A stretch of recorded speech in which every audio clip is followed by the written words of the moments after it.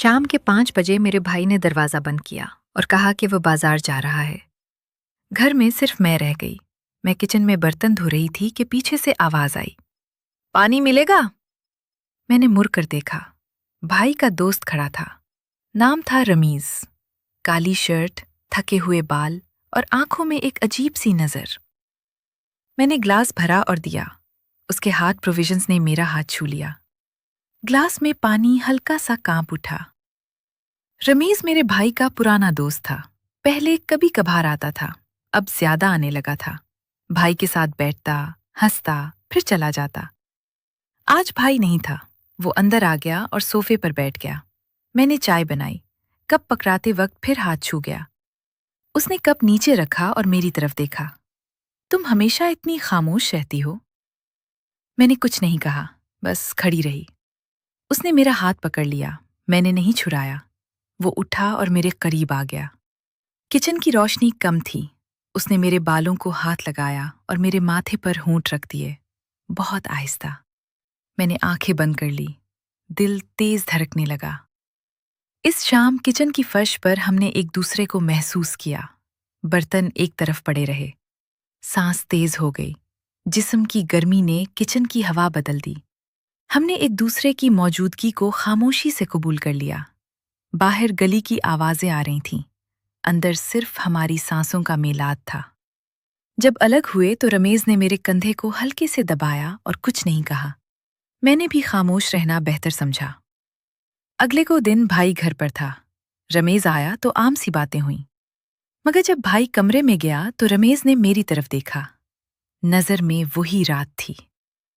اس کے بعد کئی بار موقع بنا، کبھی بھائی دفتر جاتا، کبھی دیر سے آتا، رمیز آ جاتا۔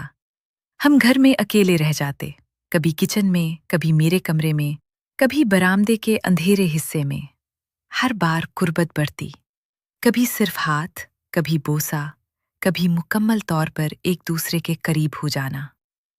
میں جانتی تھی یہ غلط ہے، میرے بھائی کا دوست، مگر جسم نہیں مان رہا تھا۔ رمیز بھی کہتا، یہ ٹھیک نہیں، تیرا بھائی، پھر بھی آ جاتا۔ میں بھی دروازہ کھول دیتی۔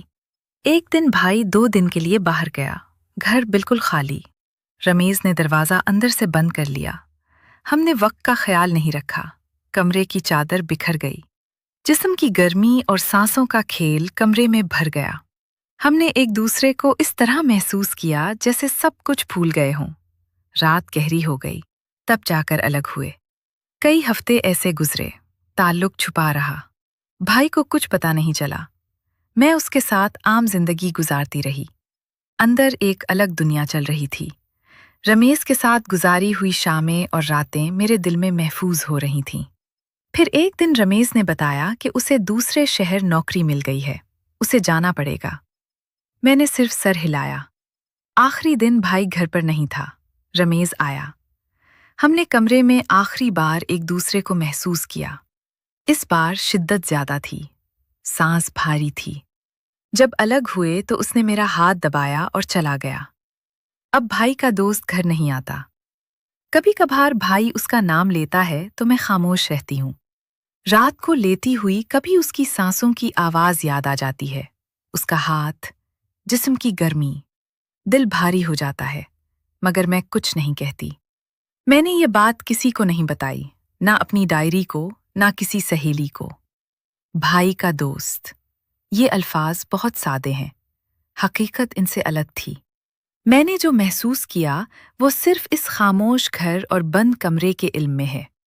اب زندگی معمول کی ہے۔ بھائی کے ساتھ وقت گزرتا ہے، کام چلتا ہے، اور میں وہ یادیں اپنے اندر دبائے رکھتی ہوں۔ کیونکہ کچھ لوگ صرف دوست بن کر آتے ہیں، وہ رہنے کے لیے نہیں آتے۔ وہ صرف چند راتوں کے لیے دل میں جگہ بنا کر چلے جاتے ہیں، اور گھر چلتا رہتا ہے۔